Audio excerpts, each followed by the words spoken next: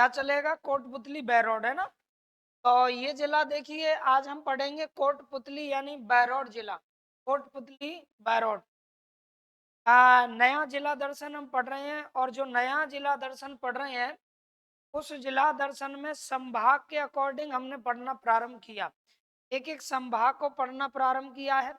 अब हम जयपुर संभाग पढ़ रहे हैं। जयपुर संभाग में टोटल कितने जिले आते हैं, फटाफट बता दो मुझे। 7। 7 जिलों में से कितने नए जिले हैं उसमें? 4 नए जिले हैं, ठीक है। 4 कैसे जिले हैं? नए। 4 नए जिलों के नाम बताएंगे जयपुर संभाग में। दूदू हो गया आपका, कौन सा?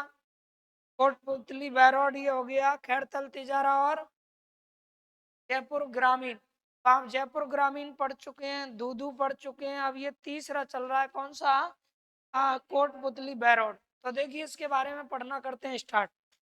ये जो है कोटपुतली बहरौड जो है, याद रखना, कोटपुतली क्या? बहरौड।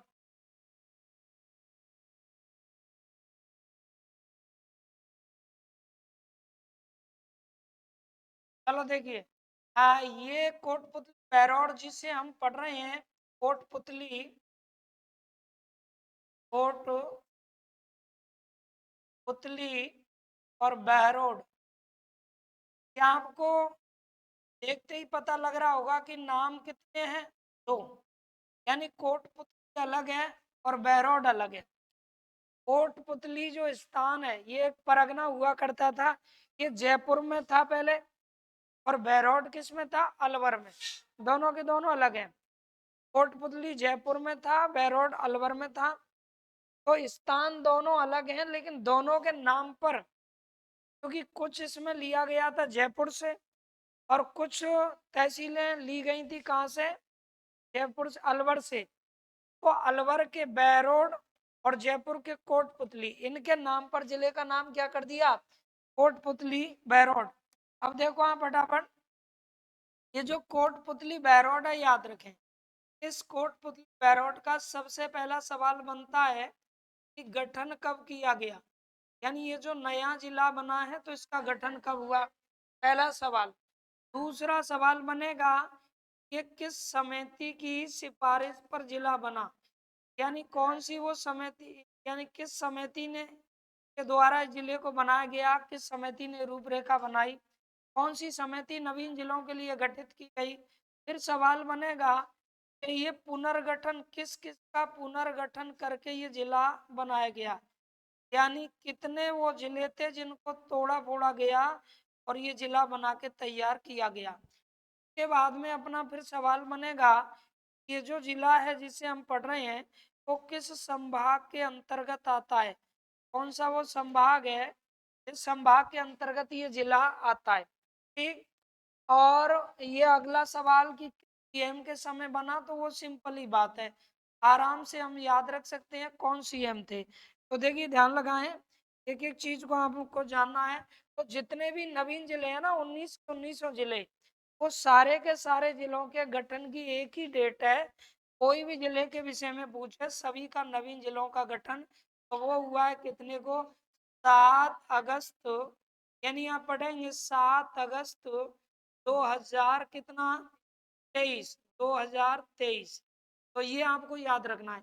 अब ये इसी जिले की बात नहीं है, कोई भी जिला क्यों ना हो, कोई भी जिला हो, नवीन जो जिले हैं वो सारे के सारे, उनकी गठन की डेट क्या रहेगी? 7 अगस्त 2023। समिति, जिस समिति के द्वारा ये बनाए गए तो वो है कौन सी? राम लुवाया समिति। ये आपकी समिति हो गई कौन सी? राम लुवाया समिति। ठीक है, राम लुवाया समिति याद रखें, है ना, ये समिति थी। पुनर्गठन का मतलब होता है कि भाई कौन कौन से वो जिले हैं जिनको तोड़ करके और उनमें से तहसीलें ली गई थी, उपखंड लिए गए और ये जिला तैयार कर दिया। तो 2 जिलों का क्या किया गया है? पुनर्गठन किया गया है। अब किन किन का पुनर्गठन किया गया? तो नंबर 1 जयपुर का, एक तो आपका हो गया कौन सा? जयपुर, कुछ तो इससे लिया गया है, और दूसरा हो जाएगा अलवर। तो ऐसे सवाल परीक्षा में आ सकते हैं आने वाले भविष्य में, बहुत बहुत इंपॉर्टेंट सवाल है ये। इसी तरह के सवाल पूछेगा वो। यानी कौन कौन से जिलों का पुनर्गठन करके कोटपुतली बैरोड बना, तो जयपुर और अलवर का।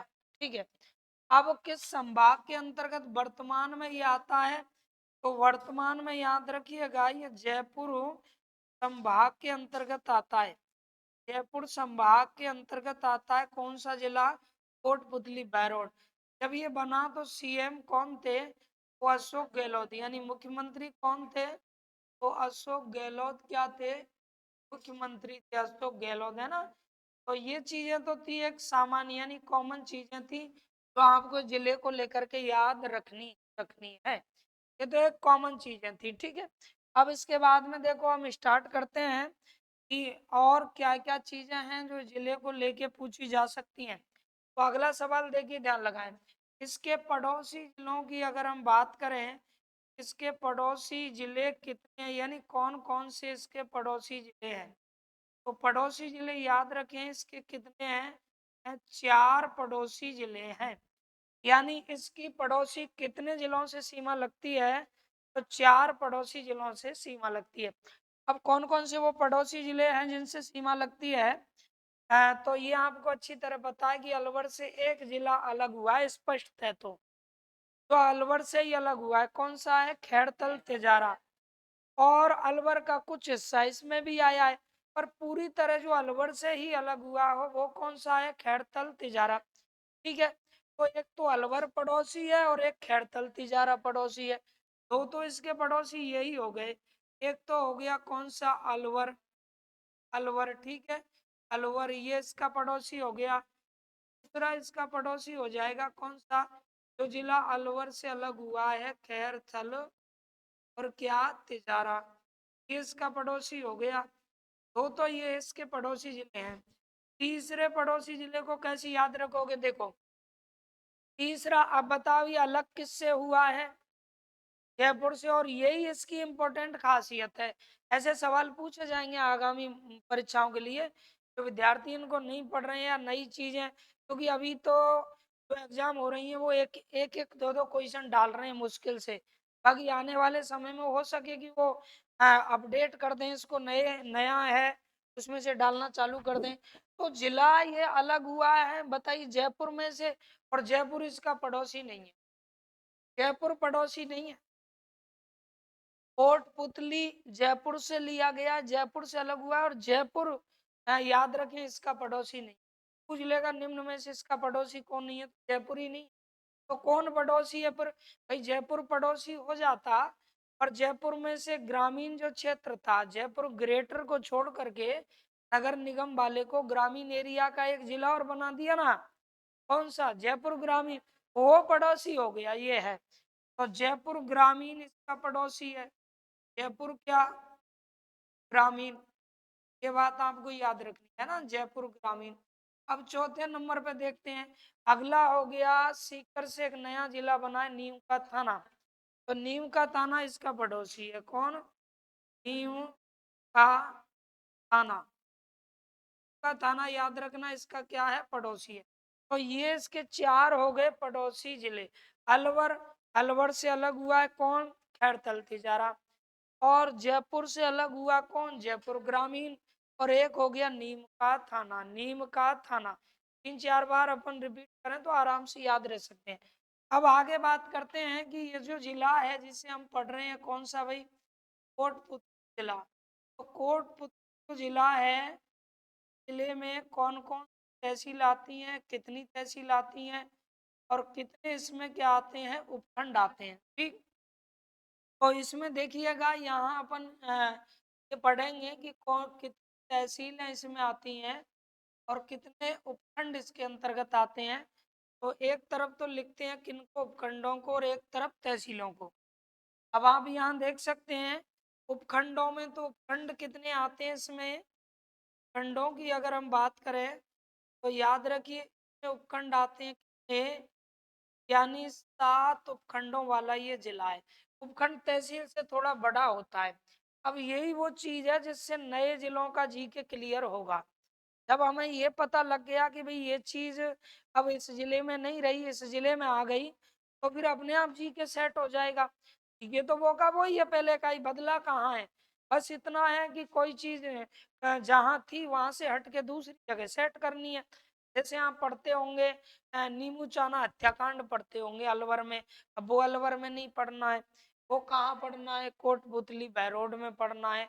जैसे आप पहले पढ़ते होंगे बाणगंगा नदी कहाँ से निकलती है, तो जयपुर से निकालते थे। अब वो जयपुर नहीं, ये पढ़ना है, कोटपुतली बहरोड पढ़ना है। समझ रहे मेरी बात। तो बहुत सारी ऐसी चीजें हैं जो चेंज हुई हैं, इतिहास वही है, कल्चर वही है, लेकिन स्थान बदल गए। अब उनको कवर करने के लिए अपन को ये उपखंड और तहसील याद रखने पड़ेंगे कि भाई ये उपखंड और ये तहसील इस जिले के अंतर्गत आ रहे हैं। जब वो याद हो जाएंगे तो उनमें आने वाला जी के स्वतः ही याद हो जाएगा।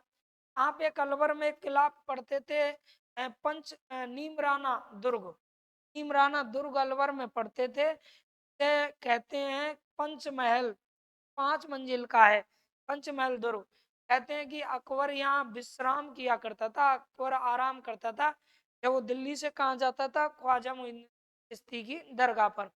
तो वो हम पढ़ते थे। तो वो दुर्ग भी अब इसमें आ चुका है, वो दुर्ग भी इसमें आ गया है।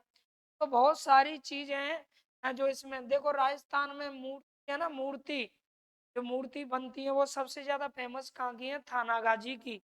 और थानागाजी हम कहाँ पढ़ते थे, अलवर में। अब वो अलवर में नहीं पढ़ना है, कोटपुतली बहरौड में आ चुका है। तो चीजें वही है, केवल आपको ये याद रखना है। तो सबसे पहले हम ये चीज पढ़ेंगे कि भाई इसमें कौन कौन से उपखंड आ रहे हैं और कौन कौन सी तहसीलें आती हैं, यानी इसमें कितनी तहसील आती हैं और कितने उपखंड आते हैं। तो तहसील इसमें आती हैं 8 और उपखंड कितने हैं, 7। मेरा मतलब है कि जो उपखंड होता है वो तहसील तो होती ही होती है। जो उपखंड होगा ना वो तहसील तो होगी ही होगी। तो उपखंड कितने हैं बताओ, 7। तो 700 के 7 उपखंड जो हैं वो तहसील भी होंगे। तो 7 उपखंड हैं तो 7 तहसील तो है ही है। पर एक तहसील एक्स्ट्रा है। एक्स्ट्रा कैसा है, किसी किसी उपखंड में एक से अधिक तहसील भी हो सकती हैं। अब इसमें एक तहसील जो है वो एक्स्ट्रा है, मॉडर्न तहसील। कौन सी, मॉडर्न। मॉडर्न तहसील एक्स्ट्रा है जो किस में आती है, नीमराना उपखंड में आती है, डबल है ना।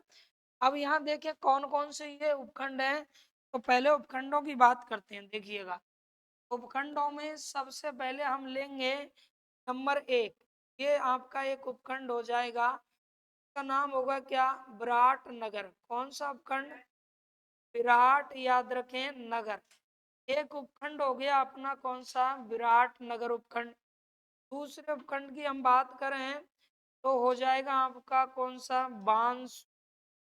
एक उपखंड हो गया अपना कौन सा, बांसुर, है ना, बांसुर उपखंड हो गया। तीसरा उपखंड आप जानेंगे तो तीसरा उपखंड हो जाएगा अपना कौन सा, बहरोड उपखंड हो जाएगा, यानी बहरोड। कौन सा, बहरोड। यहाँ आपका उपखंड हो गया तीसरा कौन सा, बहरोड।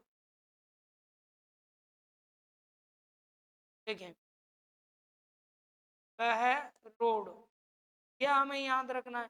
उसके बाद में चौथा उपखंड हो जाएगा आपका कौन सा, तो कोटपुतली उपखंड हो गया। कोटपुतली कहते हैं, चलो ये हो गया। अच्छा, पांचवा याद रखें उपखंड हो जाएगा कौन सा, आ, ये हो जाएगा आपका पांचवा उपखंड होगा नारायणपुर। ये हो गया,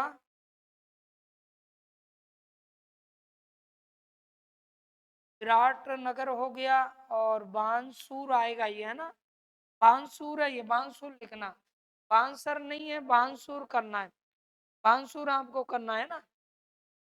ठीक है, तो ये फटाफट नोट कर लो। विराट नगर हो गया, बांसुर है, बहरोड है, और फिर कोटपुतली। और फिर इसके बाद में होगा आपका पावटा, यानी पावटा उपखंड आएगा। अगला उपखंड आएगा कौन सा, पावटा। ये उपखंड हो गया अपना। और उसके बाद फिर छठवां उपखंड हो जाएगा नारायणपुर। एक उपखंड है अपना कौन सा, नारायणपुर, नारायणपुर। के बाद में सातवां उपखंड जो होगा वो हो जाएगा सातवां ये होगा अपना नी और राणा, नीम राणा। इस तरह से ये आपके 7 उपखंड इसमें आते हैं। 7 उपखंड हैं जो हमें याद रखने हैं। विराट नगर है, विराट नगर बैराट की सभ्यता वगैरह अब जयपुर में नहीं पढ़नी है। एक बांसुर है, बैरोड हो गया, कोटपुतली हो गया, पावटा हो गया, नारायणपुर हो गया, और हो गया अपना कौन सा, राणा। यानी बन गया कौन सा, नीम राणा। इस तरह से ये उपखंड हो गए कितने, 7। अब ये 7 उपखंड अगर हमें याद हो गए तो आराम से फिर हम बता सकते हैं कौन है, कहाँ आने वाला है। तो ये देखिएगा, उपखंडों को याद रखना है। अब इस तरह से हम एक ट्रिक से भी याद रख सकते हैं इनको, है ना। सिंपली आप चाहें तो अपने हिसाब से बना सकते हैं, क्योंकि केवल याद रखने, भाई ज्यादा है ना संख्या में, तो कैसे भी करके हमें याद रखना है कि ये सारे के सारे कोटपुतली बैरोड के अंतर्गत आते हैं, इतना तो याद रखना ही पड़ेगा। तो ये किस तरह, देखो इसमें ये बीर लिख रहा है, आगे से आप ले सकते हैं बीर, वैसे छोटी की मात्रा है पर यहाँ वीर बोल सकते हैं। और ये हो गया आपका ये बा, फिर बा यानी बाबा हो गया एक तरह का, वीर बाबा, है ना। फिर वीर बाबा ये हो गया को, बाबा कैसा है, वीर बाबा है, बाबा को। फिर ये पावटा, पावटा का मतलब हो गया पटा, किसको पटा, वीर बाबा को पटा। और किससे कह रहे हैं हम, नानी से कह रहे हैं, वीर बाबा को पटा नानी। तो आराम से याद रख सकते हैं। देखिए ऐसे याद रखना है आपको। ये इसी तरह से बोलना है, बाबा वीर बाबा को क्या पटा नानी, नानी। ठीक है, ये एक लाइन याद रखोगे तो आराम से हम इसको कर सकते हैं, आराम से, क्योंकि हमें सिर्फ और सिर्फ याद रखना है। बिल्कुल सिंपल ट्रिक है, याद रह ही जाएगी क्योंकि मतलब की चीज है। तो वीर बाबा को पटा नानी, इससे कह रहे हैं, नानी से कह रहे हैं कि नानी तू एक काम कर ले, वीर बाबा को पटा नानी। बीर से हो गया विराट नगर, बा से बनाओ बांसुर। अब ये थोड़ा सा याद रख लो, बहरोड बनाओ एक से, को से कोटपुतली, और पटा यानी पावटा। ठीक है, और ना से बना क्या, नारायणपुर, और फिर नी से बना नीमराना, नी से क्या बना, नीमराना। अब देखिएगा, ध्यान लगाओ इधर देखो, ये चीज अगर हमें याद हो जाती, क्योंकि मैंने जितने जिले आपको पढ़ाए हैं, तमाम जिलों में जो ट्रिक लगाई है वो किसकी ट्रिक हमने लगाई है, उपखंडों की ट्रिक। यानी सारे जिलों के उपखंड हमने अच्छी अच्छी ट्रिकों से याद किए हैं, तो याद भी रह सकती है, कोई दिक्कत ही नहीं है ना। तो अब ये उपखंड याद रह गए। अब आपको पता भी तहसील के लिए ट्रिक की जरूरत क्या है, क्योंकि जो उपखंड है वो तहसील तो है ही है, तहसील तो है ही है। अब एक मॉडर्न, मॉडर्न तहसील अलग है, एक उपखंड में डबल तहसील आ रही है। जैसे विराटनगर उपखंड भी है तो तहसील भी है, बांसुर उपखंड भी है तो तहसील भी है, कोटपुतली उपखंड है तहसील भी है, आपटा उपखंड है तहसील भी है, नारायणपुर उपखंड है तहसील भी है। लेकिन नीमराना उपखंड है, तहसील भी है, और इसमें एक और तहसील है, कौन सी, मॉडर्न। तो इस तरह तहसीलें कितनी हो गई, 8 हो गई है ना। अब इनकी तहसीलें लिखिए आप, कौन कौन सी तहसील हैं। तो यहाँ नंबर 1, ये नंबर 2, के बाद में नंबर 3 हो जाएगा, 4, 5, ये हुआ अपना 6, ये 7। यानी ये तो है ही। अब देखो विराट नगर उपखंड भी है, तो विराट नगर क्या हो जाएगी, विराट नगर याद रखें तहसील क्या है, विराट नगर क्या, ऐसे लिख दिया मैंने शॉर्ट में, तहसील ऊपर लिखा है वैसे तो, छोड़ो इसको। विराट नगर तहसील भी है, बांसुर खंड भी है, बांसुर खंड भी है, तो बांसुर क्या है सर, तहसील भी है। उसके बाद बहरोड उपखंड भी है, तो बहरोड क्या हो जाएगा, तहसील भी है। कोटपुतली खंड भी है, तो कोटपुतली क्या है, तहसील हो गई आपकी कोटपुतली। और पावड़ा उपखंड भी है, तो ये पावड़ा क्या है, पावटा, पावटा क्या है, तहसील भी है। नारायणपुर उपखंड भी है, तो नारायणपुर तहसील भी है। और नीमराना उपखंड भी है, तो नीमराना क्या है, नीमराना याद रखना तहसील भी है, लेकिन इसमें एक और तहसील है, कौन सी तहसील का नाम है माढ़न, तहसील है माढ़न। तो एक तहसील, एक उपखंड में डबल तहसील है, इतना याद रखना है बस। एक ऐसा उपखंड है जिसमें तहसीलें कितनी है, डबल है। नीमराना उपखंड में नीमराना भी है और क्या है मार्डन भी है, नीमराना भी है और मार्डन भी है। अब एक बात सुनो, यहाँ एक मजेदार प्रश्न बन सकता है। प्रश्न इस तरह से पूछा जा सकता है कि निम्नलिखित में से कौन सा उपखंड कोटपुतली बैरोड जिले का नहीं है, इसके अंतर्गत नहीं आता है। तो वो 100% जब आपको ऑप्शन बनाएगा ना, तो 3 तो इनमें से बनाएगा उपखंडों में से, और एक वो इस नाम को देगा, इसको इसको इसको देगा, और यही आपका आंसर हो जाएगा।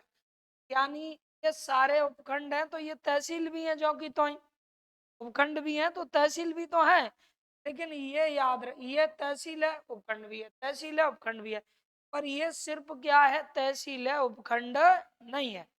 तो इस तरह से वो दे सकता है एग्जाम में। अब यहाँ थोड़ा सा और हमें जानकारी लेनी है, वो ये है कि जिस जिले को हम पढ़ रहे हैं, 2 प्रकार के जिले होते हैं। एक अपने पूरे राजस्थान की चारों तरफ की जो स्थलीय सीमा है, 5900 कितने 20 किलोमीटर लंबी, ठीक है, 5920 किलोमीटर लंबी राजस्थान की स्थलीय सीमा है। अब नए जिले बनने से स्थलीय सीमा पे तो कोई प्रभाव पड़ा नहीं है, क्या प्रभाव पड़ेगा। मान लीजिए ये अपना राजस्थान है, तो इसके चारों तरफ की सीमा तो पहले जैसी है, जो भी इसमें छटनी कटनी हुई है वो बीच में ही तो हुई है। जिसका एरिया बड़ा था उसको तोड़ करके टुकड़े कर दिए, छोटा एरिया कर दिया, तो 5920 किलोमीटर आज भी है। पर इसमें भी क्या है कि कुछ जिले तो ऐसे हैं जो अंदर आ रहे हैं। अब ये जो स्थलीय सीमा है ये 2 तरह से सीमा बनाती है भाई, 1070 किलोमीटर तो पाकिस्तान से लग रही है, और 4850 किलोमीटर राज्यों से लग रही है, राज्यों से लग रही है, जैसे पंजाब है, हरियाणा है, यूपी है, एमपी और गुजरात है। अब ये कुछ जिले तो ऐसे हैं जो इस सीमा पर आते हैं, इस पर अंतरराज्यीय पर, कुछ जिले ऐसे हैं जो अंतरराष्ट्रीय पर आते हैं, लेकिन कुछ ऐसे भी जिले हैं जो अंदर हैं, ना ही तो अंतरराज्यीय सीमा बनाते हैं ना ही अंतरराष्ट्रीय सीमा बनाते हैं। तो ऐसे जिले जो ना ही तो अंतरराज्यीय सीमा बनाते हैं और ना ही अंतरराष्ट्रीय सीमा बनाते हैं, ऐसे जिलों को हम कहते हैं अंतःवर्ती जिला। तो और जो सीमा बनाते हैं वो तो बनाते ही हैं भाई, है ना। अब सवाल ये बना कि ये कोटपुतली बैरोड जिसे हम पढ़ रहे हैं, तो ये कैसा जिला है, क्या ये अंतःवर्ती जिला है, क्या ये किसी राज्य के साथ सीमा साझा कर रहा है, कहीं ये उस स्थलीय सीमा पे तो टच नहीं हो रहा है। तो बिल्कुल ये टच हो रहा है। हरियाणा जो है, याद रखें हरियाणा, हरियाणा से पहले जब हम जीके पढ़ते थे तो कितने जिलों की सीमा लगती पता है आपको, हरियाणा से 7 जिलों की सीमा लगती थी, लेकिन वर्तमान में हरियाणा से सीमा लगती है कितने जिलों की, 8 जिलों की सीमा टच होती है, 8 जिलों की। अब पहले वालों में से कुछ हट भी गए हैं, 2 जिले पहले जिनकी सीमा लगती उनकी आज नहीं लगती है। कौन कौन से, जयपुर की नहीं लगती है, याद रख लेना चीज को, जयपुर की सीमा पहले हरियाणा से लगती अब नहीं लगती, सीकर की सीमा पहले हरियाणा से लगती अब नहीं लगती है, समझ रहे मेरी बात। सीकर की सीमा पहले हरियाणा से लगती अब नहीं लगती है, जयपुर और सीकर दोनों की सीमा पहले लगती अब नहीं लगती हैं, लेकिन इनके बदले इनमें से जो जिले निकले हैं उनकी लगती हैं। जैसे कि सीकर से निकला क्या, नीम का थाना, उसकी सीमा लग रही है ना।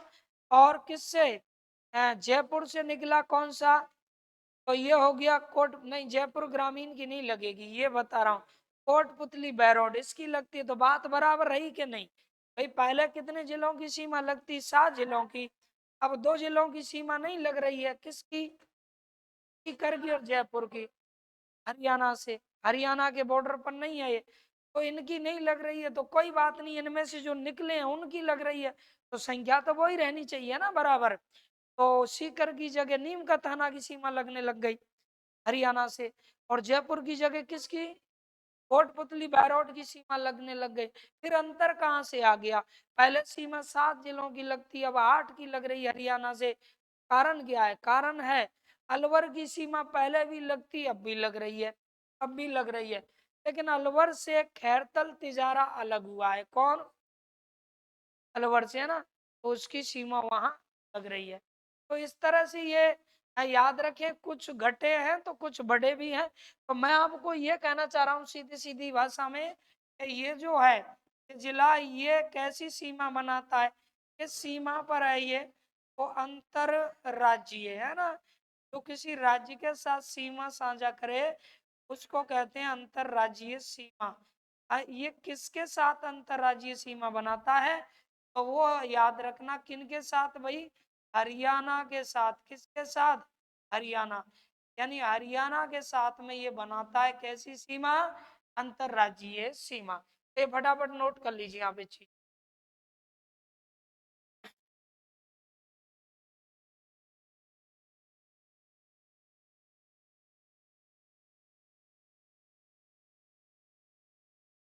लिखा करो ताकि टाइम भी बचे भी रहे।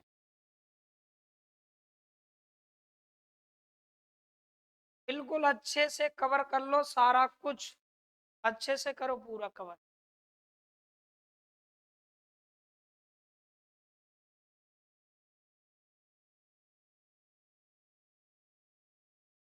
हो गया? चलो ये तो अभी अपन सामान जान के, अब इसमें एक और बात रह चुकी। वो क्या रह चुकी है कि यहाँ से भी कुछ पर्सन बन सकते हैं। तो भाई ये दो का पुनर्गठन करके बना है, कुछ जयपुर में से लिया गया है तो कुछ अलवर में से।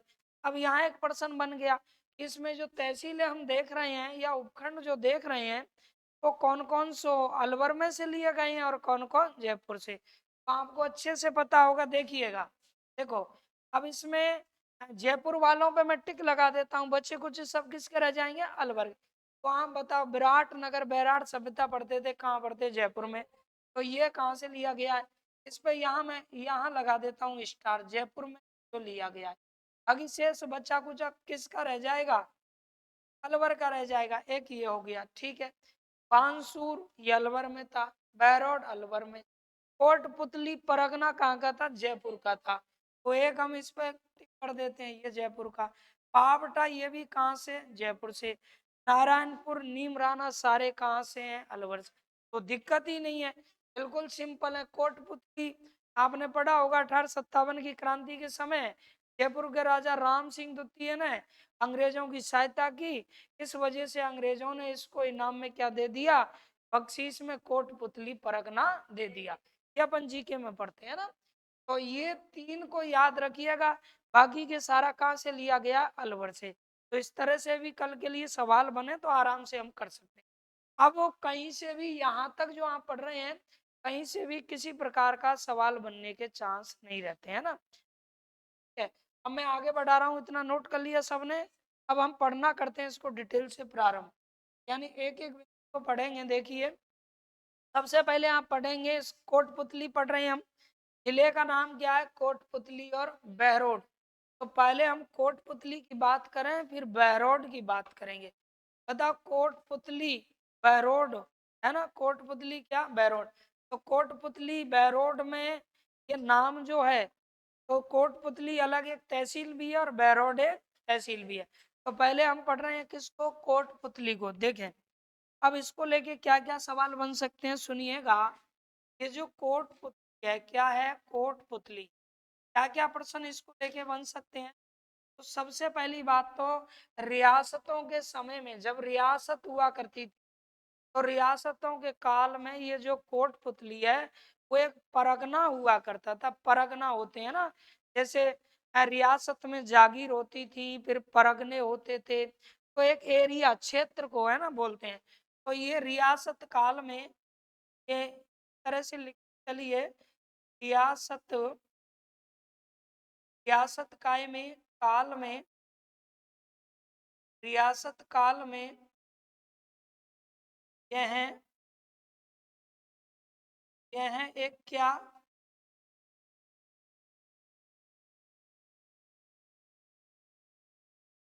यह एक परगना था, ये याद रखें।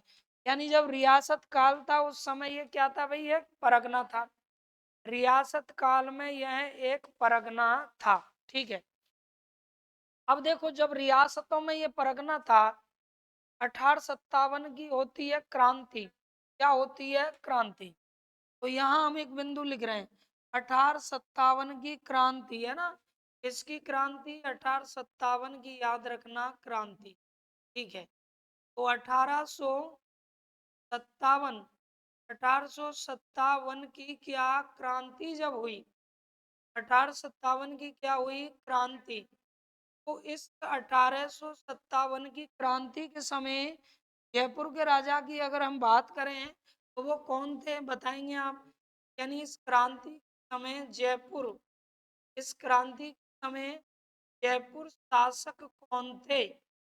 इस क्रांति के समय जयपुर शासक कौन थे? तो वो जयपुर के शासक थे दोस्तों कौन? राम सिंह द्वितीय। कौन थे? राम सिंह। कछुआ शासक थे राम सिंह कौन? द्वितीय, है ना।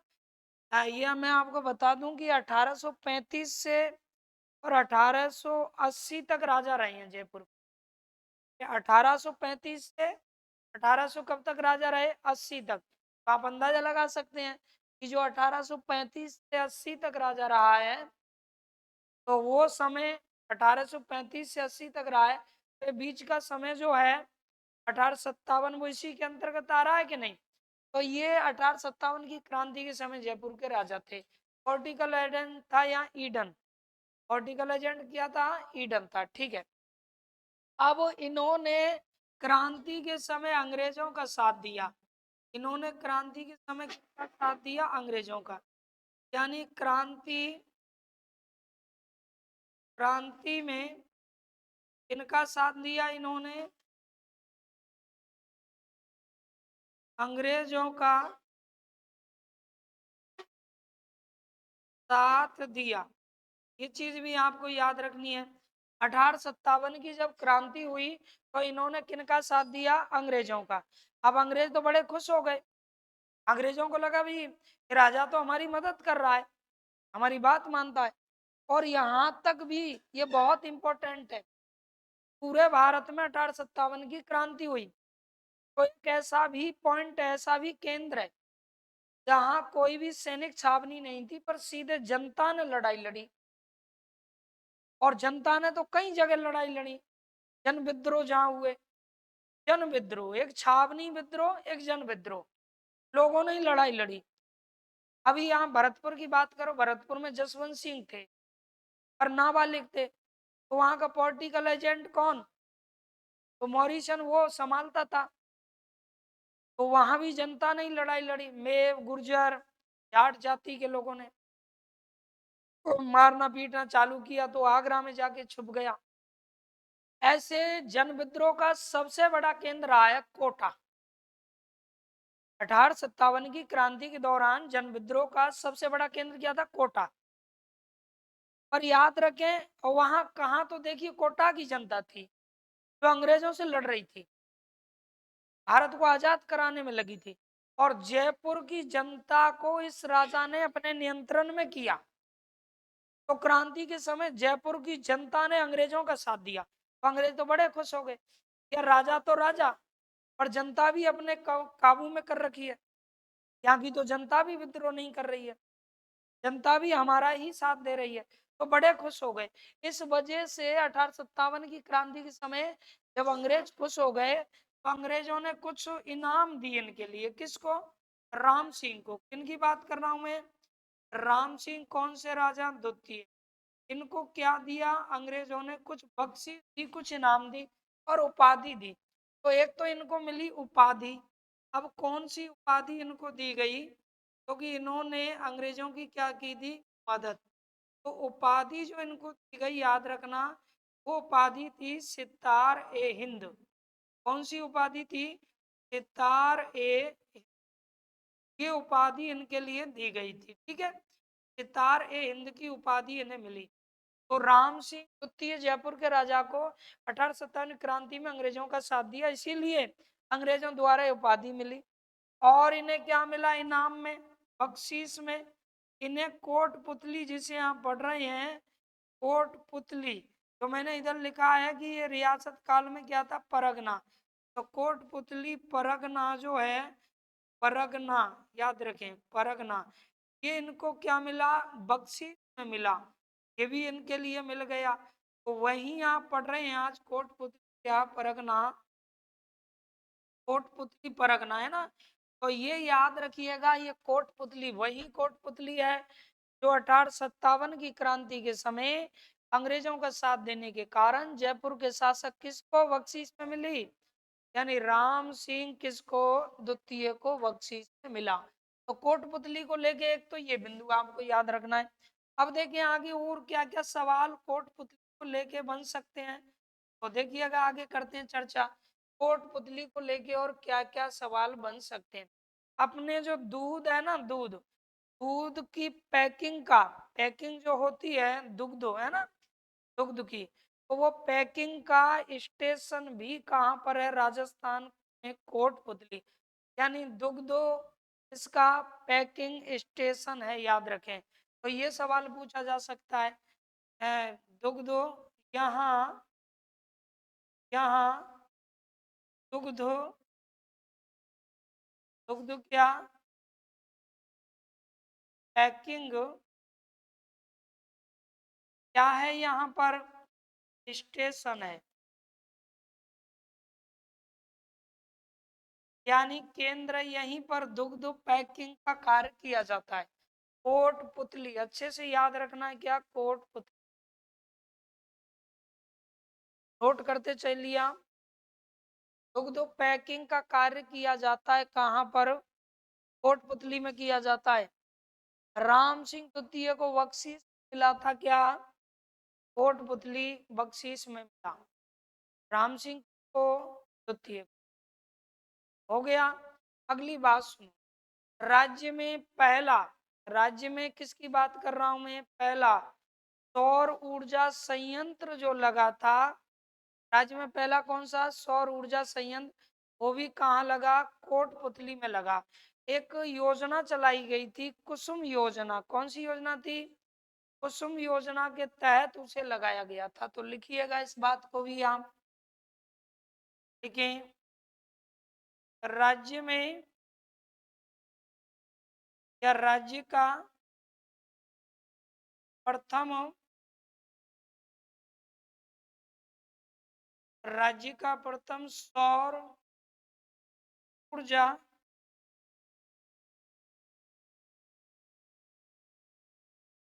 संयंत्र,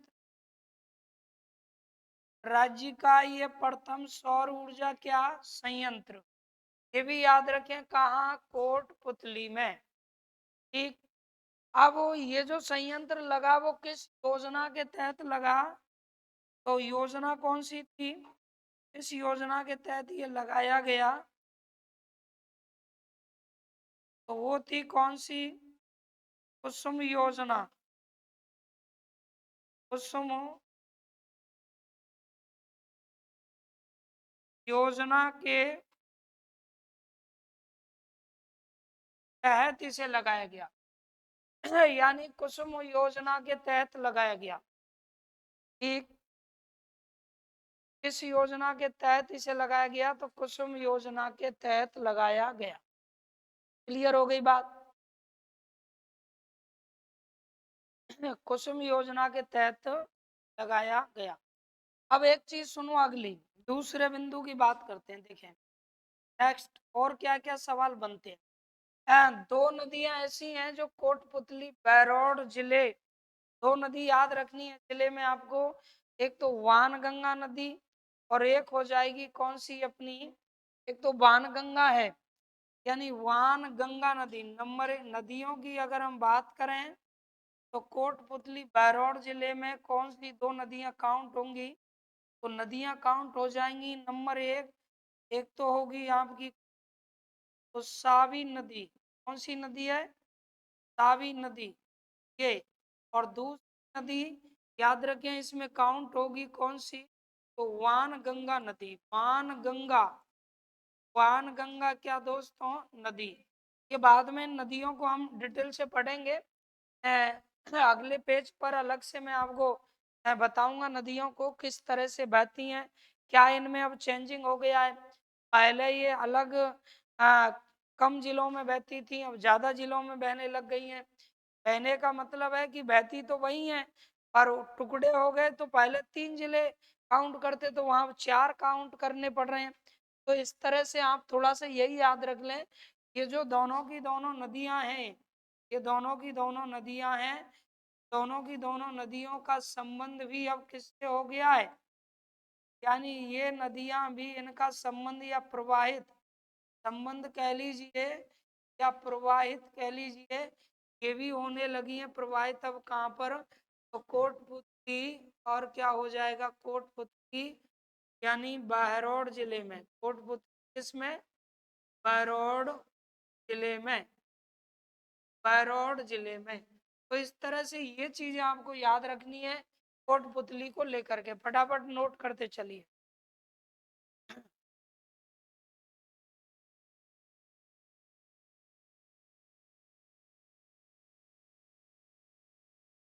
जल्दी जाओ अब, आप ले जाओ ना, हम लोग भूखे हैं। लग जाना अपने।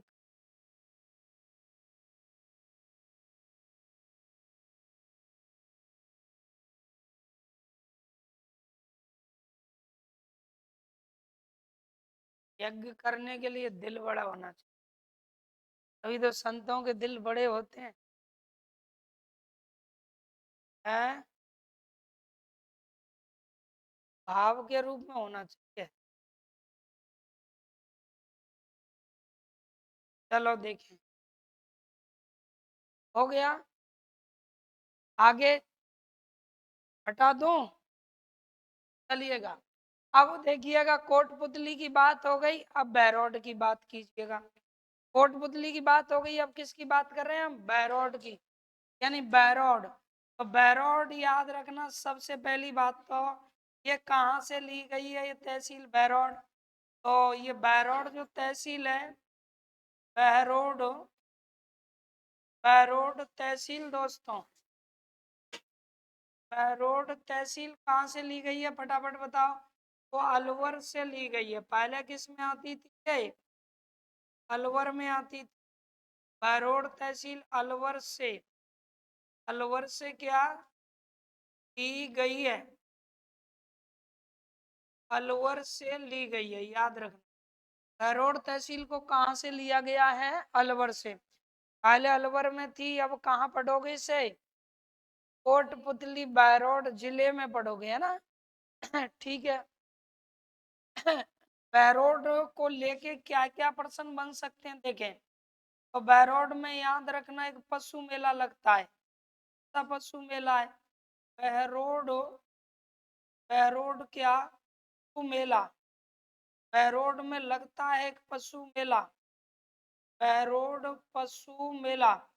चलो हाँ, फटाफट मुझे एक प्रश्न का जवाब दीजिए, अपने करौली जिले में कौन सा पशु मेला लगता है, अपने करौली जिले में कौन सा पशु मेला लगता है, फटाफट बताओ।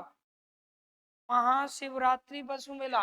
भरतपुर में जसवंत पशु मेला, है ना।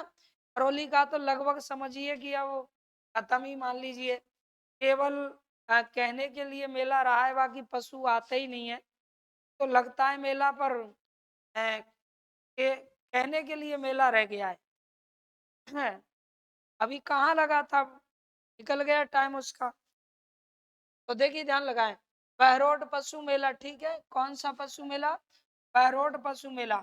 अब इस पशु मेले की एक खासियत है, इस पशु मेले की एक खासियत है, और वो ये है कि बहरोड जो पशु मेला है ना, यहाँ याद रखें, भैंस की सर्वश्रेष्ठ नस्ल कौन सी मानी जाती है, मुर्रा, इसी को कहते हैं खुंडी। और ये मुर्रा मूल रूप से अपने हिंदुस्तान की नहीं है, पहले तो हिंदुस्तान में ही थी वो जगह, आज नहीं है। ये मूल रूप से कहाँ की है, पाकिस्तान, मोंटे गुमरीस्तान, यानी कहाँ, पाकिस्तान। ठीक है, तो वहां की नस्ल है मूलतः। मुर्रा जो है, जिसे हम खुंडी कहते हैं, खुंडी भैंस इस मेले में सर्वाधिक बिकती है। खुंडी भैंस, यानी खुंडी भैंस का प्रसिद्ध मेला माना जाता है। ये कौन सा, तो बहरोड क्या कहेंगे आप, पशु मेला है ना। तो ये इसमें लिख सकते हैं आप खुंडी, खुंडी को क्या कहेंगे, मुर्रा, ऐसे लिखना है मुर्राहा या मुर्रा। भैंस,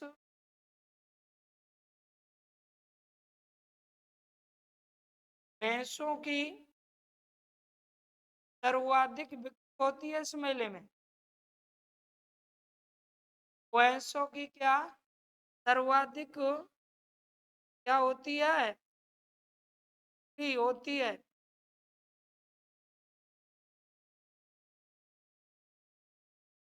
इन भैंसों की सबसे ज्यादा बिक्री होती है, इसीलिए इसे क्या कह दिया जाता है, कुंडी भैंस का मेला। किस भैंस का मेला, कुंडी भैंस का या मुर्राह भैंस का मेला। मुर्राह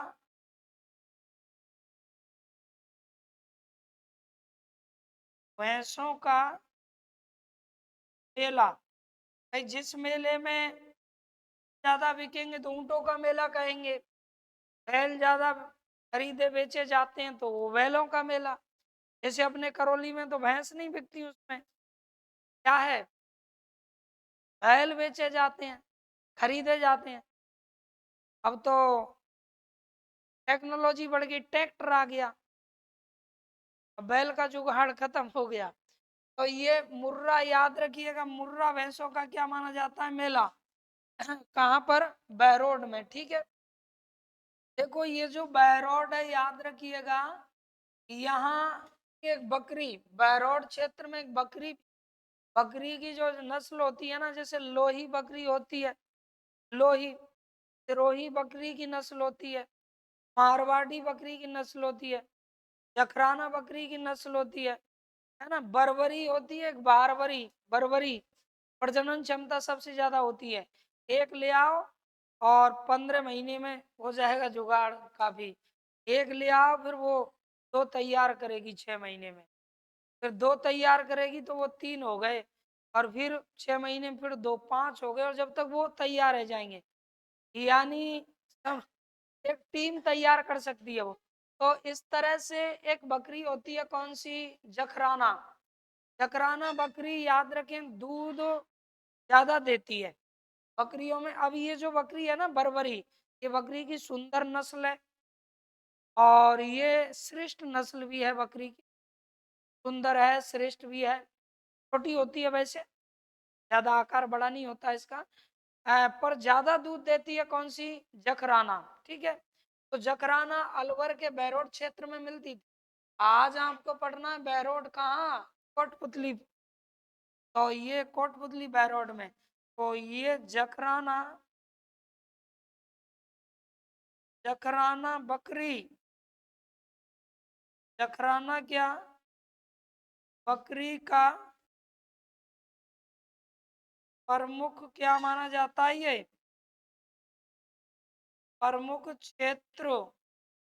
तो ये भी आपको नोट करना है, जकराना जो बकरी होती है उस बकरी का ये प्रमुख क्षेत्र माना जाता है। हो गया टाइम। जकराना बकरी का प्रमुख क्षेत्र माना जाता है, इस बकरी का, जकराना बकरी का प्रमुख क्षेत्र माना जाता है।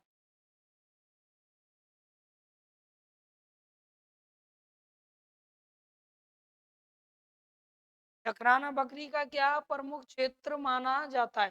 तो बहरोड पहले अलवर तहसील, ये अलवर तहसील, बहरोड तहसील अलवर से ली गई है।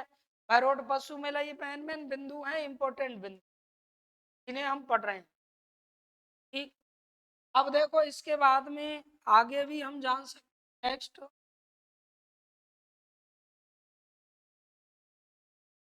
एक मिनट, देखिए। तो यहीं पर हमें एक याद रखना है, क्या बांसुर, क्या याद रखना है भाई, बांसुर भी याद रखना है। वाहनसुर को लेके क्या क्या सवाल बनने हैं वो सुनिएगा। वाहनसुर, इधर देखें बोर्ड की ओर, वाहनसुर याद रखें कि वाहनसुर तहसील भी कहाँ से ली गई है, अलवर से ली गई है ना। वर्तमान में कोटपुतली बैरोड में आती है कौन सी तहसील, बांसुर। बांसुर में ठंडे और गर्म पानी वाले झरने हैं, इनके लिए चर्चित है, बहुत बहुत इंपॉर्टेंट है। यानी ठंडे और गर्म पानी के झरने कहाँ पर हैं? तो बांसुर में है, याद रखना है। यहाँ यहाँ ठंडे व गर्म ठंडे व गर्म पानी के क्या हैं?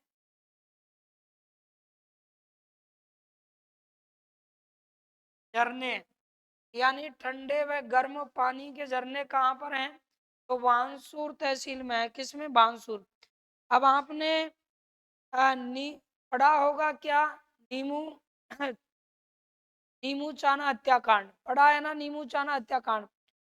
तो नीमू चाना हत्याकांड याद रखें, नीमराना तहसील में नहीं है। नीमू चाना हत्याकांड नीमराना में नहीं है। नीमू चाना हत्याकांड भी कहाँ पर है? बांसुर में है। तो यहाँ नीमू चाना हत्याकांड हुआ। नेक्स्ट लिखिएगा अगला बिंदु। इस इस तहसील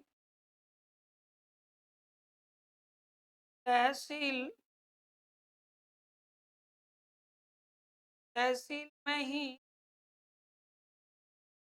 कौन सा नीमू चाना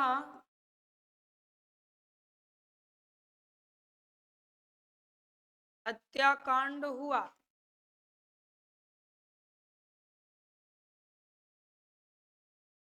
ये नीमू चाना क्या हुआ? हत्याकांड। तो नीमू चाना हत्याकांड जो हुआ है वो कौन सी तहसील से रिलेटिव है? या नीमराना नहीं करना है, बांसुर तहसील करनी है, और जिला पूछे तो कोटपुतली बहरोड। अब ये हत्याकांड जो हुआ है वो हत्याकांड कब हुआ? सबसे पहली बात तो ये, यानी किस डेट में ये हत्याकांड हुआ? तो ये 14 मई। कब की बात है ये? 14 मई 1925। ये आपको याद रखना है। 14 मई 1925 को नीमू चाना हत्याकांड हुआ था। 15 मई 1900 कितने को? 25 को। नीमू चाना जो हत्याकांड हुआ, तो इस हत्याकांड में गोली किसने चलाई? हत्याकांड में गोली किसने चलाई? तो यहाँ पर याद रखिएगा, गांव जला दिया गया। एक क्या जला दिया गया? गांव में। गांव ही जला दिया। कहते हैं कि 160 के आसपास पशु जल गए। 156 लोग मारे गए इस हत्याकांड में। तो कितने लोगों की मृत्यु हुई? तो ये याद रखिए, इसमें मृत्यु हुई 156 लोगों की। 156 लोग लगभग इसमें कहते हैं कि मारे गए। तो अलग अलग रिपोर्टों ने, किसी रिपोर्ट ने बताए 800 के आसपास लोग मरे, किसी रिपोर्ट ने क्या बताया है? 800 के आसपास, लेकिन इतने लोग मरे थे। और इसमें पशु भी, गांव में आग लगा दी गई तो पशु मरे थे कितने? तो लगभग 160 इसमें कहते हैं कि पशु भी मरे थे। अब ये जो हत्याकांड हुआ, तो इसमें गोली किसने चलाई? यानी गोली चलाई। अब गोली चलाने वाला कौन था? तो वो थे छज्जू सिंह। ने गोली चलाई, यानी छज्जू सिंह ने गोली चलाई। छज्जू सिंह, इन्होंने इसमें गोली चलाई। और ये सेम घटना वैसी ही थी जैसी, कैसी? जलियांवाला बाग हत्याकांड जैसी। छज्जू सिंह को राजस्थान का क्या कहते हैं? जनरल डायर कहते हैं। छज्जू कहलाता है क्या? राजस्थान का दोस्तों, राजस्थान का क्या कहलाता है? जनरल। राजस्थान का जनरल डायर। डायर नाम से जाना जाता है, याद रखें। छज्जू सिंह को कहते हैं राजस्थान का क्या? General Dyer. क्योंकि वहां जनरल डायर ने गोलियां चलाई थी, या इसने चलाई थी। अच्छा, नीमू चाना जो हत्याकांड हुआ, हत्याकांड को चाना कांड नाम किसने दिया? चाना चाना हत्या कांड नाम नाम दिया दोस्तों ने बता सकते हैं आप? नीमू राणा हत्याकांड नाम दिया था राम नारायण चौधरी ने। राम नारायण किस दोस्तों? चौधरी ने। इन्होंने इस हत्याकांड को ये नाम दिया था। ठीक है। गांधी जी ने इस हत्याकांड को क्या कहा? गांधी जी ने क्या हो गया?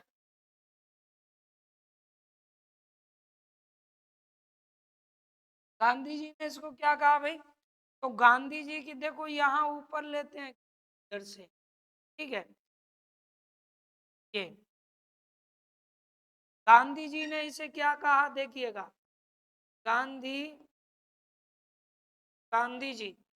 तो गांधी जी ने इसे याद रखना अपनी एक पुस्तक पत्र का, अपना एक अखबार पत्र का यंग इंडिया में, किसमें? Young India. एक पत्र का जिसका नाम क्या था? Young India. और उस यंग इंडिया में इसमें गांधी जी ने इसे कह दिया क्या? दोहरी जनरल डायर साहिब, यानी दोहरी, हाँ, डबल दोहरी जनरल जनरल डायर शाही की संज्ञा इसे दी। दोहरी जनरल डायर शाही कहा, इसमें यंग इंडिया में। तो ये भी आपको याद रखना है। नीमूचाना हत्याकांड बांसुर तहसील और कोटपुतली बैरोड जिला, ये याद रखना है। कोटपुतली बैरोड कहाँ? जिला में याद रखिए। हो गया।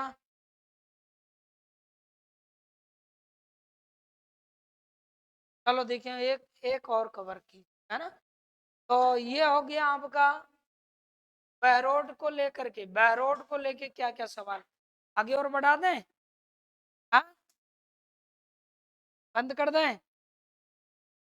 और ठीक ठीक। चलो देखिए, बताइए फटाफट बताओ, पढ़ाना है। चलो देखिए, एक पेज और पढ़िएगा, है ना।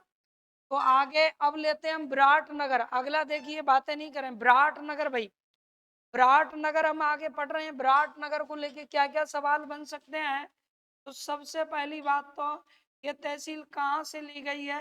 यानी जयपुर से ली गई है। कहाँ से ली गई है? जयपुर। जयपुर से ली गई क्या है ये तहसील? जयपुर से ली गई तहसील है कौन सी? विराटनगर। ठीक है। अब विराटनगर के विषय में पढ़ना करते हैं स्टार्ट। देखो, सबसे पहला बिंदु यहाँ बनाते हैं विराटनगर के रेफरेंस में। देखिएगा, विराटनगर का प्राचीन नाम क्या था?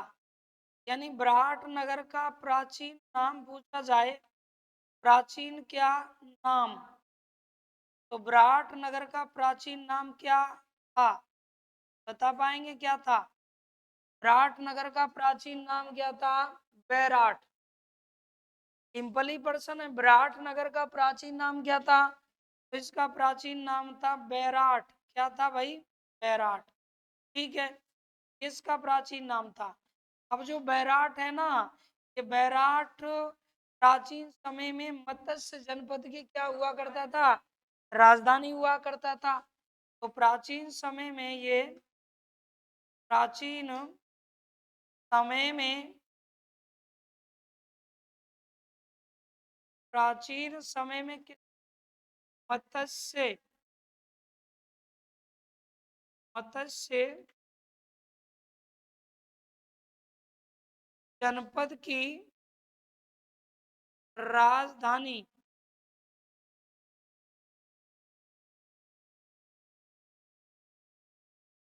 राजधानी था ये।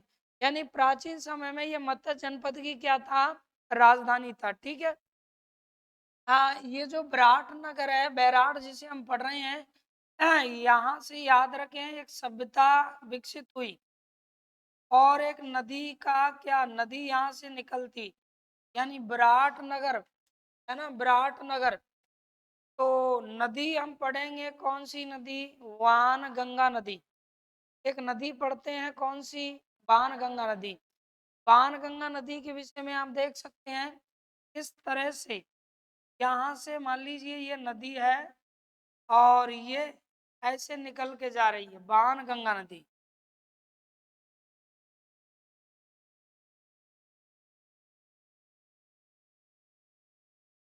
ये हो गई कौन सी, बाण गंगा नदी। अब बाण गंगा नदी राजस्थान के पहले कितने जिलों में बहती, फटाफट बताओ। पहले ये 3 ही जिलों में बहती थी, जयपुर में, दौसा में और भरतपुर में। जयपुर में, दौसा में, भरतपुर में। अब भरतपुर दौसा तो ज्यों के त्यों ही रहेंगे, भरतपुर दौसा जो है वो ज्यों के त्यों ही रहेंगे, लेकिन जयपुर कट हो गया। जयपुर की जगह 2 नए आ गए। एक तो कोटपुतली बहरोड। भाई जयपुर में कहाँ से निकलती थी पहले, ये बैराट की पहाड़ियों से। अब बैराट की पहाड़ी किस में आ गई, विराटनगर किस में आ गई, कोटपुतली बहरोड में। तो एक तो ये अलग हो गया, दूसरा वो जब बह के जाती थी तो उस जयपुर का ग्रामीण एरिया जयपुर ग्रामीण हो गया, तो जयपुर कट हो गया और ये 2 नए जुड़ गए ना। तो इस तरह से देखो, नदी के उद्गम की अगर हम बात करें, क्या उद्गम, उद्गम कहाँ से होता है, तो वो आप सभी जानते हैं। उद्गम कहाँ से होता है बताओ, बैराट की पहाड़ियों से। कौन सी पहाड़ियाँ, बैराट की पहाड़ियाँ। ठीक है, ये पहाड़ियाँ कहाँ स्थित हैं, ये पहाड़ियाँ किस जिले में स्थित हैं, तो ये पहाड़ियाँ हो जाएंगी कोटपुतली। बातें नहीं करें, कोटपुतली। लगभग कितनी ऊंची पहाड़ियाँ हैं, ये पहाड़ियाँ लगभग 700। ये पहाड़ियाँ कितनी, लगभग 704 मीटर कैसी हैं, ऊंची पहाड़ियाँ, याद रखना। कोटपुतली बैरोड जिले में ये पहाड़ियाँ हैं। अब यहाँ से ये नदी निकली, एक जिला हो गया यहाँ तक, मान लीजिए कोटपुतली बैरोड। फिर यहाँ से हो गया जयपुर ग्रामीण, दूसरा कौन सा, जयपुर क्या हो गया, ग्रामीण हो गया, इसमें ये नदी बह रही है। उसके बाद में फिर यहाँ जाइए आप, हो गया अपना दौसा। कौन सा जिला, दौसा। और उसके बाद में, दौसा के बाद में फिर इसे और आगे बढ़ा देते हैं, ये हो गया अपना कौन सा, भरतपुर, यानी भरतपुर। और भरतपुर के बाद में यहाँ से ये स्टार्ट हो गई कौन, यूपी। क्या स्टार्ट हो गई, यूपी। और यूपी में जाके ये किस में मिलती है, तो यमुना में मिलती है, यमुना में। लेकिन कई बार यमुना तक इसका जल पहुंच भी नहीं पाता है, पहुंच भी नहीं पाता है, इसीलिए इसे रुंडित नदी भी कहा जाता है। क्या कहते हैं इसे। तो अब ये कितने जिले हो गए, जिला नंबर 1, फिर ये दूसरा जिला हो गया, ये तीसरा जिला हो गया, और ये आपका चौथा जिला हो गया। क्योंकि नदियों का भी अब सारा सिस्टम बदल गया है, और जिस जिस जिले को मैं पढ़ा रहा हूँ उसमें आने वाली नदियाँ क्लियर कर रहा हूँ, ताकि आगे ज्योग्राफी में नदियों की दिक्कत नहीं आए। सारी जीके पे फर्क पड़ा है हर जगह से। पहले ये नदी देखो आप, पहले के हिसाब से भी कर सकते हैं कि पहले ये भरतपुर में दौसा में बहती थी, तो अब भी बह रही है। लेकिन ये पूरा एरिया कौन सा था, जयपुर था। अब क्या हुआ भाई, ये पूरा एरिया जयपुर था। अब जयपुर में यहाँ का तो बना दिया जयपुर शहरी वाला, और गांव वाला ग्रामीण, और इधर बना दिया कोटपुतली बैरोड। तो जयपुर कट गया पूरी तरह से, है ना। और इनमें अब ये बहती है, ये आपको याद रखना है। अब ये बाणगंगा नदी है, इस नदी को कई किससे जानते हो, उपनाम। यानी बाणगंगा नदी के कई क्या है, उपनाम भी है। कौन कौन से उपनामों से जानते हैं बताएंगे आप फटाफट। बाणगंगा नदी को नंबर 1 हम ताला नदी भी कहते हैं। क्या कहते हैं इसे, ताला नदी के नाम से भी जानी जाती है। दूसरी बात, नदी को रुंडित नदी भी कहते हैं। कैसी नदी, रुंडित सरिता या रुंडित नदी भी कहते हैं। ठीक है। और तीसरी बात सुनो, नंबर 3, नंबर 3 इसे हम क्या कहते हैं, अर्जुन की गंगा। किसकी गंगा, अर्जुन की, अर्जुन की गंगा भी कहलाती है यही। ठीक है। अब इस नदी के किनारे एक सभ्यता विकसित हुई है, इस नदी के किनारे एक सभ्यता विकसित हुई, जैसे ये किनारे क्या हुई, एक सभ्यता विकसित हुई है। अब वो सभ्यता भी किस में आने वाली है बताओ, कहाँ विकसित हुई? क्या जयपुर ग्रामीण में, दौसा में, भरतपुर में? अरे कहाँ विकसित हुई? तो कोटपुतली बैरोड। पहले उसे हम जयपुर में पढ़ते थे, तो ये भी चेंज हो चुका है।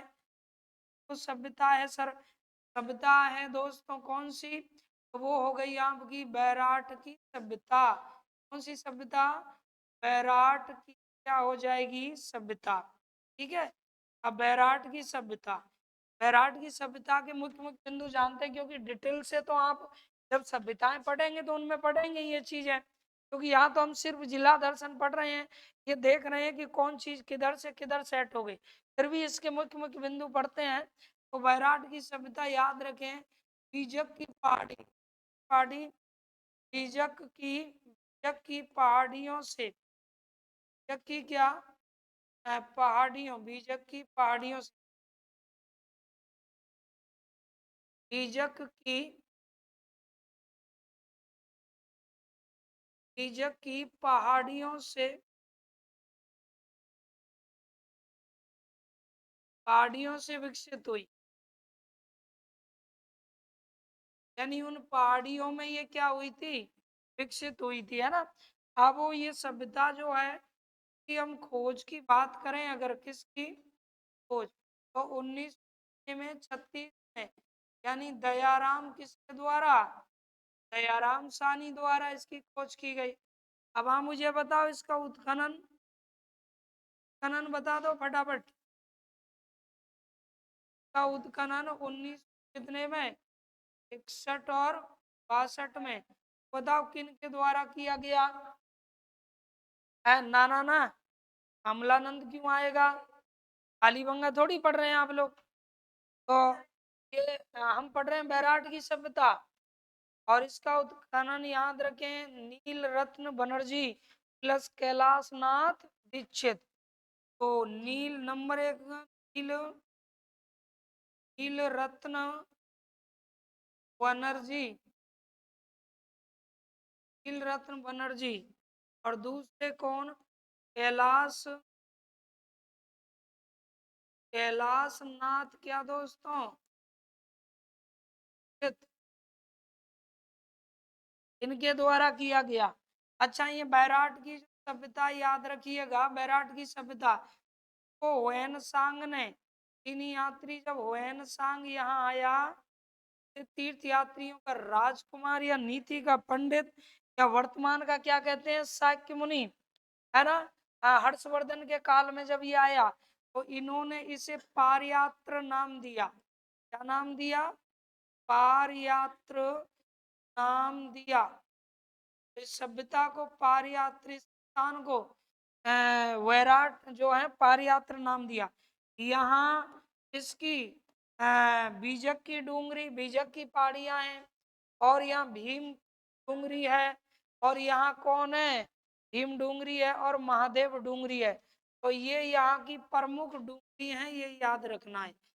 यहाँ की प्रमुख क्या डूंगरी? अब कौन कौन सी या पहाड़ी यहाँ की हैं जहाँ ये सभ्यता जिनमें?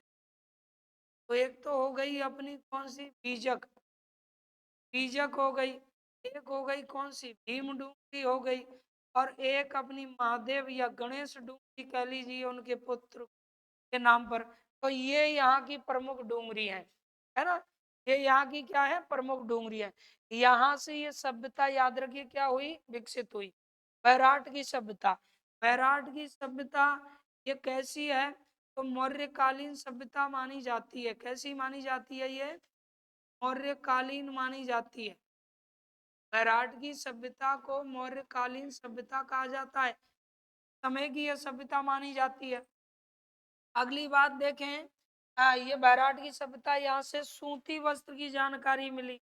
इसकी सूती वस्त्र की मुख्य मुख्य बातें मैं आपको बता रहा हूँ। सूती वस्त्र की क्या मिली जानकारी? इस सभ्यता से सूती वस्त्र की क्या जानकारी मिली याद रखिए, है ना। यहाँ से शंख लिपि की जानकारी मिली। तो शंख लिपि की जानकारी, शंख लिपि है ना, शंख लिपि की जानकारी मिली। यहीं से विदेशी सिक्के यहाँ से क्या मिले? तो विदेशी सिक्के, इसका मतलब यहाँ व्यापार होता था विदेशों से। विदेशी सिक्के यहाँ से क्या हुए, प्राप्त हुए। यहाँ से पंचमार्क सिक्के भी मिले सभ्यता से। कौन से? पंचमार्क, जिन्हें आहत सिक्के कहा जाता है। पंचमार्क याद रखें, सिक्के यहाँ से मिले दोस्तों। पंचमार्क सिक्के सभ्यता से मिले। ये जो वैराट की सभ्यता है, वैराट की जो सभ्यता है, वहां से पंचमार्क क्या मिले, सिक्के मिले। यहाँ से एक गौतम बुद्ध की, यानी बुद्ध की अस्थियों का एक मिला। बुद्ध की क्या मिली दोस्तों? अस्थियां। बुद्ध की अस्थियां। कहते हैं कि उनकी मृत्यु के बाद 8 स्थानों पर उनकी अस्थियों को पहुंचाया गया। बुद्ध की अस्थि क्या मिल गए? यहाँ से प्रमाण मिल गए। चलो ठीक है। और बहुत बहुत इम्पोर्टेंट है कि भाबरू शिलालेख यहीं से, भाबरू शिलालेख की खोज हुई थी, तो वर्तमान में कोलकाता संग्रहालय में रखा हुआ है। भाबरू क्या दोस्तों? शिलालेख, अशोककालीन शिलालेखों में से एक था भाबरू शिलालेख, है ना। पहिए की आकृति में ये शिलालेख था, जो वर्तमान में कोलकाता संग्रहालय में रखा हुआ है। तो ये कुछ मेन बातों की मैंने आपसे यहाँ चर्चा की है। तो ये इसका नेक्स्ट, क्योंकि ये बहुत काफी डिटेल इसमें है, यानी कोटपुतली बैरोड में है। बाकी का इसका जो पार्ट है वो हम अगली वीडियो में कवर करेंगे। तो आप दर्पण क्लासेस करौली का यूट्यूब चैनल दोस्तों देख रहे हैं, और जुड़े रहिए इसी प्रकार से। आप लोगों का प्यार हमें मिलता रहे। मैं आपका दोस्त हुकम सिंह गुनावत। इसके बाद में क्रमबद्ध तरीके से नेक्स्ट तमाम वीडियो आपको लेकर के आऊंगा। तब तक के लिए लेता हूं विदा। नमस्कार, जय हिंद।